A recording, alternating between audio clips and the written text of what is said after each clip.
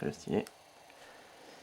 En ce qui concerne l'interface de ce HTC Touch Pharos, voilà ce que vous trouverez si vous achetez un Pharos sur eBay. Une interface grise, assez moche, et complètement figée. L'écran ne bouge pas.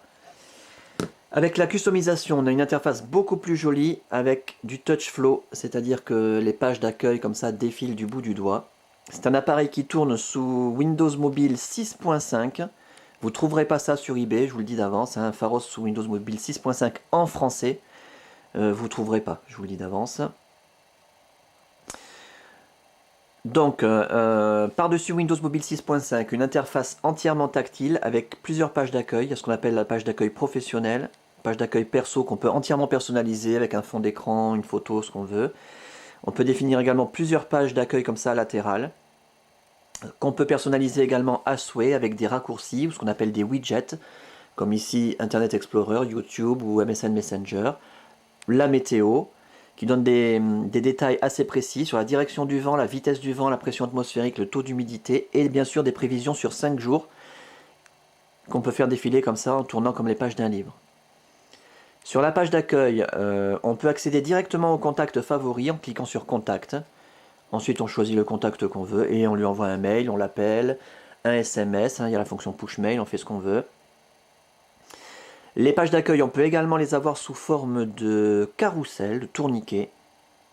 Comme ça, on fait tourner dans un sens, dans l'autre. Si par exemple on veut accéder aux contacts, on trouve les contacts ici et on y accède. Les contacts également, on peut les avoir sous forme de carrousel.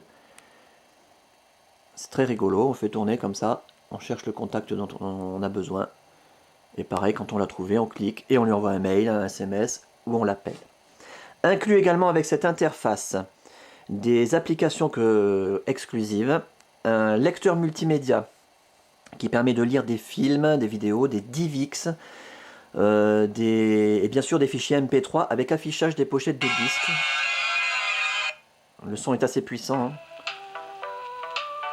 Comme ici, on peut faire pivoter simplement en cliquant sur l'écran.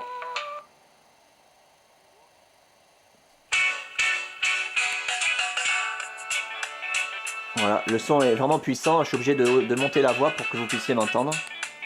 Une application très puissante, hein. Également inclus avec cette interface et cette customisation, un visionneur de photos énorme, indispensable on pourrait dire ça. On va choisir carte de stockage, un fichier avec des photos. Donc c'est que du touch flow, hein, comme vous le constatez. Et là aussi, on fait défiler les photos comme ça, du bout du doigt.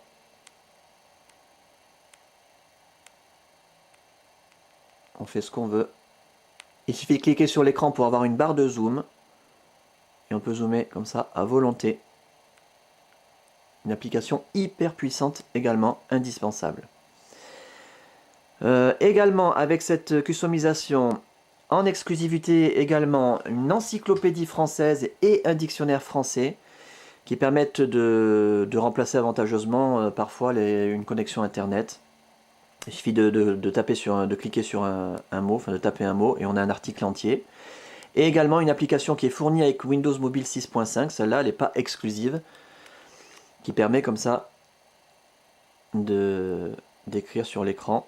Le genre d'application qui n'existe pas sur les iPhones car ils ont un écran capacitif, on ne peut pas avoir autant de précision avec un stylet que sur un écran résistif comme celui-là.